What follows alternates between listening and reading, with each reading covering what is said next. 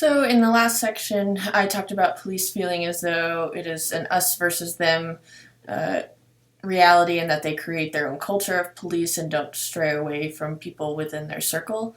One reason is that police are aware of some of the public's negative perceptions of police, and this section will go over some work on public perception, specifically following the media coverage of police use of lethal force. So, research has demonstrated that public attitudes of police have held constant for at least 3 decades, with the majority of people having confidence in the police.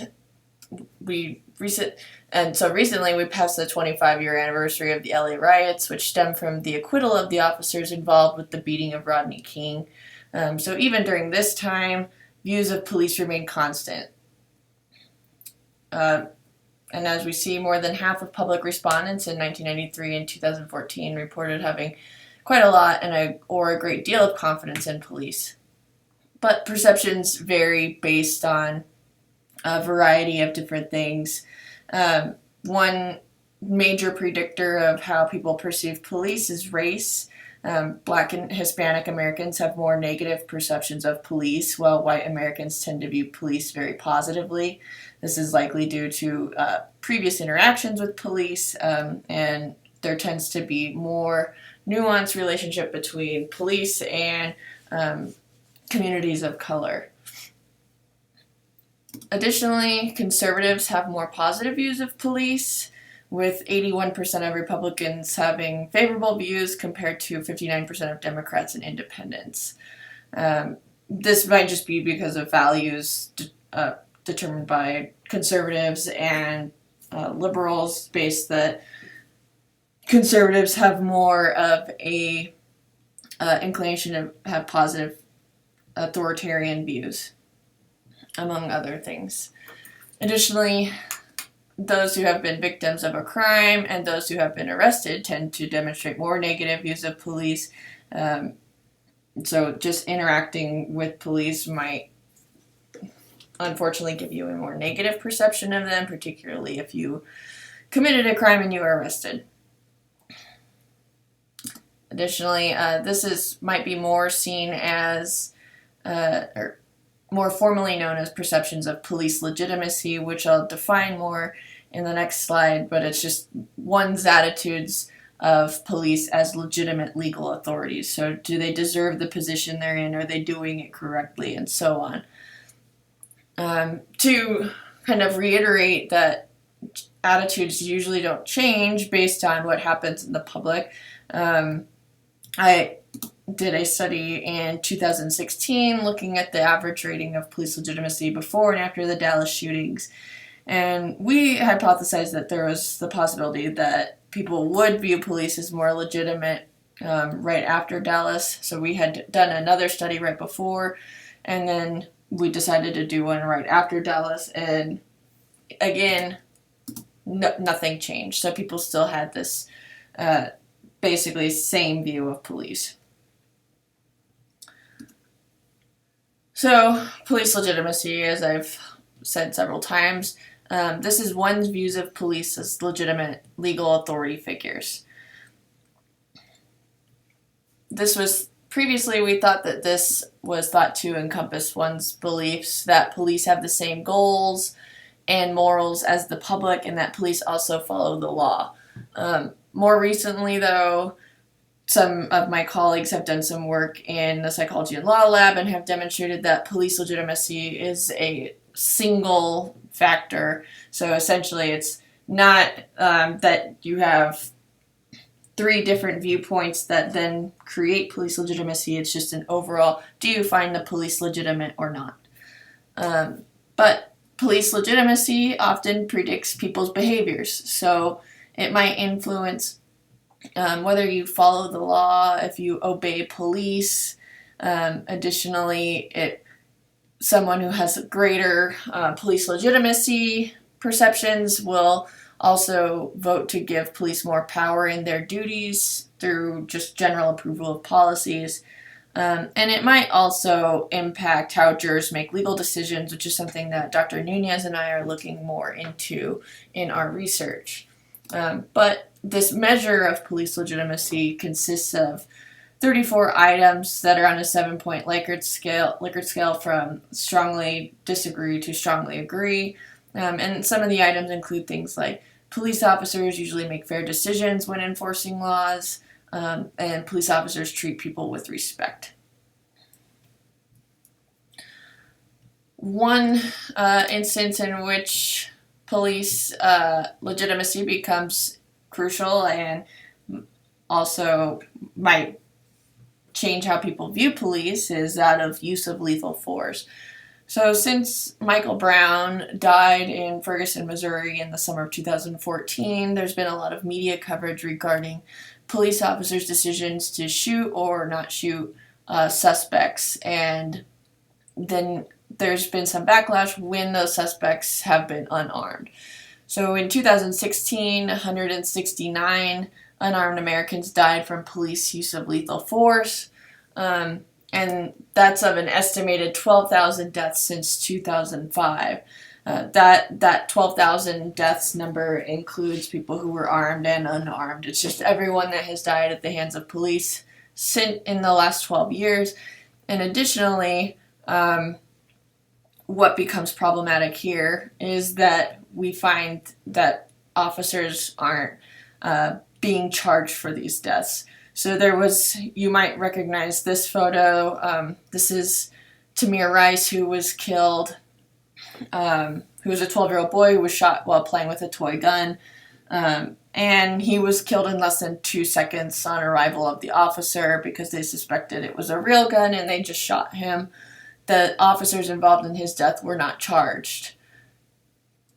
So of those 12,000 deaths, and even if we're just looking at the 169 people who died from police use of lethal force who were unarmed, 79 officers have been charged. So in the last 12 years, it might be 1 or 2 officers more since I got this data, but 79 officers have been charged, and 26 of those have ended in a conviction.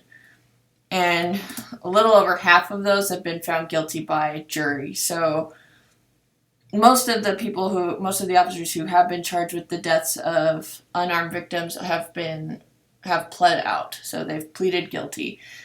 This photo at the bottom right here of Walter Scott and Officer Michael Slager was an instance that you may have seen videos of where Officer Slager shot and killed Walter Scott while he ran away unarmed and then proceeded to handcuff him as he presumably was deceased on the ground. So this officer went to a full jury trial and the jury failed to make a decision, so it was a hung jury.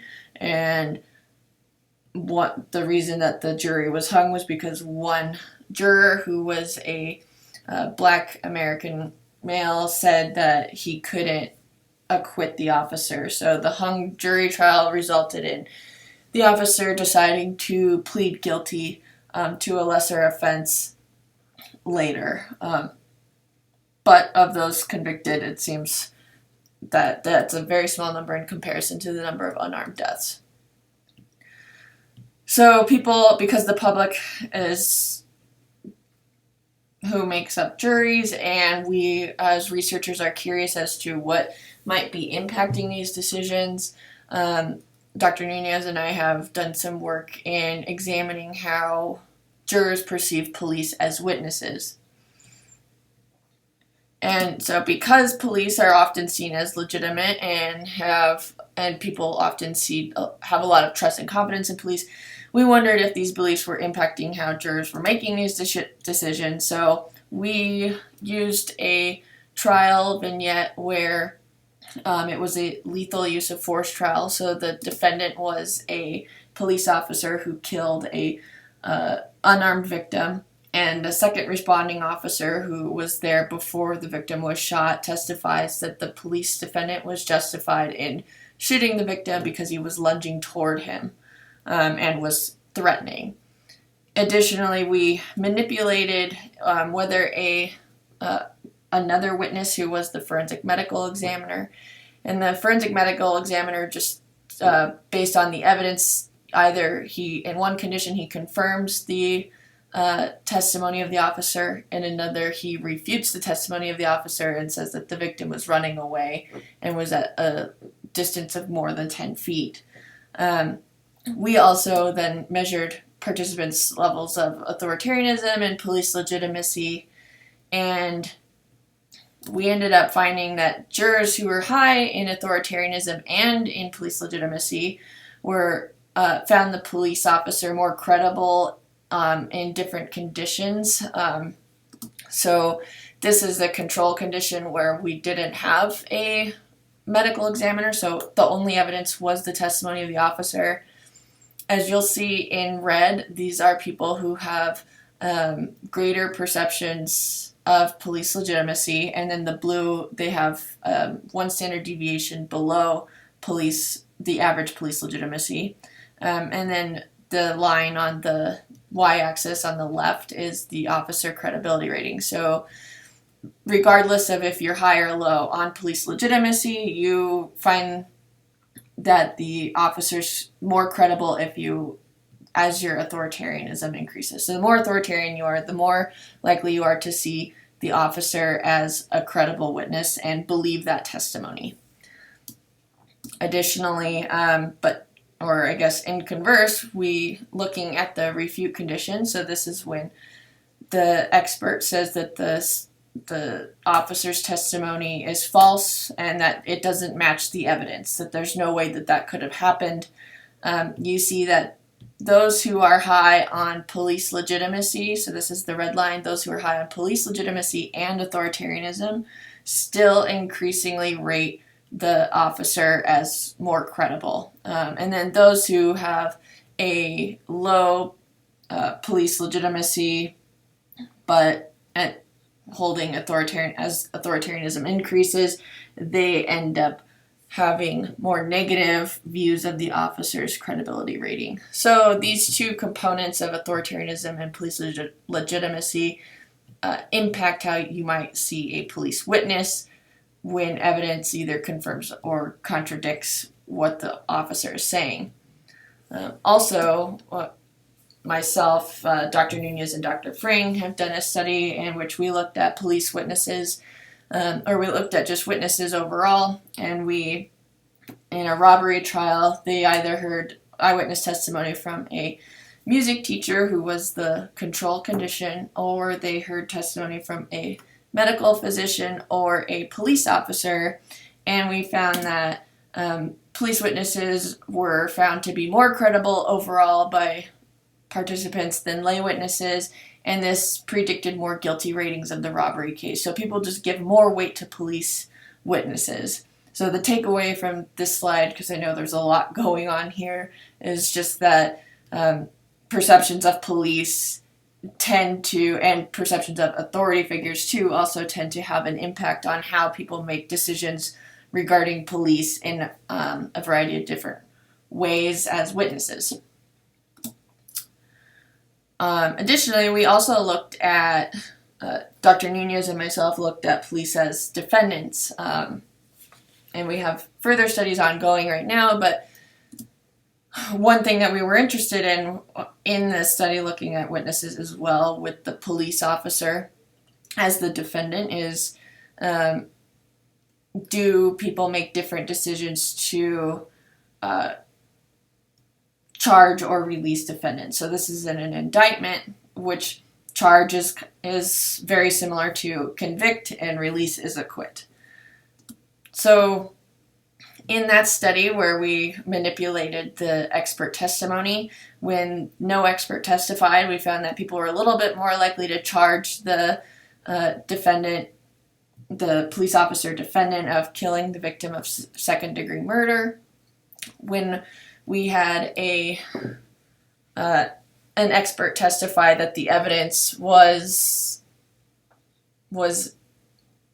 confirming what the testimony was, then they were more likely to release, which makes sense because the evidence suggests that the officer was justified. When we had the refute, so the expert says no, the victim was running away, it doesn't match the testimony of the officer, more people were likely to charge the defendant, which is good because that's based on the evidence. However, you do see that there are still a third of participants were likely to release the defendant. So they, despite hearing the evidence and knowing that the testimony was false, they released the officer anyway. So what we found was that jurors who were high on authoritarianism and police legitimacy, much like the last slide, were more likely to release the police defendant accused of second-degree murder. So this is important because this is coming from the testimony, the credibility ratings of the officer. So if you're, again, authoritarianism and police legitimacy are predicting this. So despite evidence that refutes that the testimony of the officer, people who are high on police legitimacy and authoritarianism are more likely to release the defendant anyway. So partly because of this public outrage over the deaths of unarmed Black men, new policies are springing up all over the country. And also because we're finding that jurors are having a hard time convicting officers who may actually be guilty of, say, second-degree murder. There have been new policies in trying to reduce this in what is now coined as de-escalation training. So really we just want to see that people who shouldn't be killed aren't killed based on the training that police receive. So this de-escalation training is a new training program that is highlighting tactics to diffuse tense encounters with people who aren't holding guns. I'll show you an example here. Hopefully it'll come up that the Washington Post gave. Hey, what are you doing? Who are you guys? We're the police. We're here to help. I'm here fighting for the police. What's going on? Nothing's going on.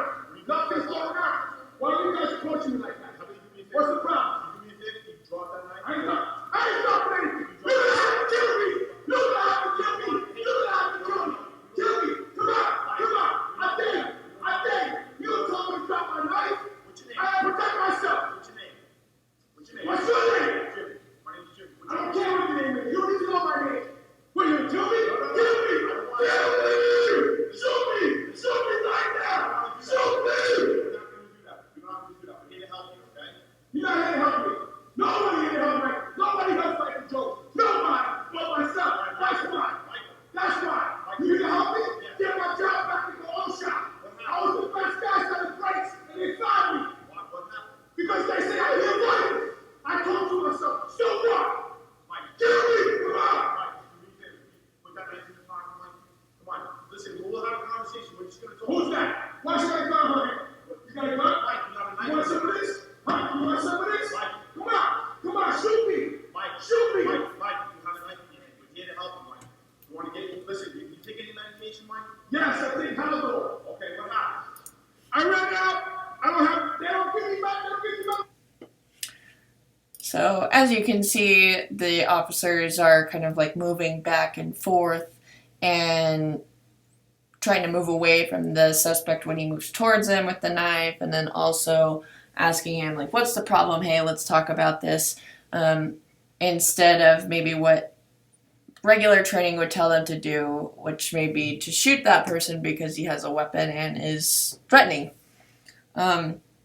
This appears to be effective. However, we're not entirely sure, and so we need more evidence to determine if this is as effective as it seems to be. Many jurisdictions that have implemented de-escalation training have seen reductions in use of lethal force, but aren't also seeing a rise in officer homicides. Another way of implementing this, like de-escalation training, is PERF's 30 Guiding Principles on Use of Force. So PERF is the Police Executive Research Forum, and they released these 30 Guiding Principles on Use of Force, which are listed here on the right. And these include things like sanctity of life, proportionality, distance plus cover equals time. So that's kind of referring to this back and forth that the officer was doing. And just different ways that maybe we can look at our principles on use of force to make better decisions on when to shoot, when not to shoot. There are some criticisms, however. And the major cities are implementing this, and three examples are that of New York, Chicago, and Baltimore. So a lot of people are trying to get on board with this, and many are. There are criticisms, however, as I was mentioning, and that's just the safety of the officer. So some argue that the de-escalation training puts officers at greater risk because they aren't inclined to react with force fast enough when they actually are in danger, which just might put other officers at risk as well, other than just yourself. So again, we need to find out what science says about this. Is this working? Is it benefiting police and the community? And should we continue to move forward with de-escalation training? So in summary, over the topic of police overall, we covered psychological tests, training as selection processes of police, and then we've also looked at psychological effects of policing, burnout, isolation, and then one thing that might be driving those things, which is perceptions of police, so public attitudes towards police, police legitimacy, and how that impacts decision making in the legal system. And then finally, we tried to end with a positive note and how changes in training can help these particular problems. If this topic was emotionally draining for you, like it is for me, please feel free to go play with some kittens or puppies and enjoy some sun.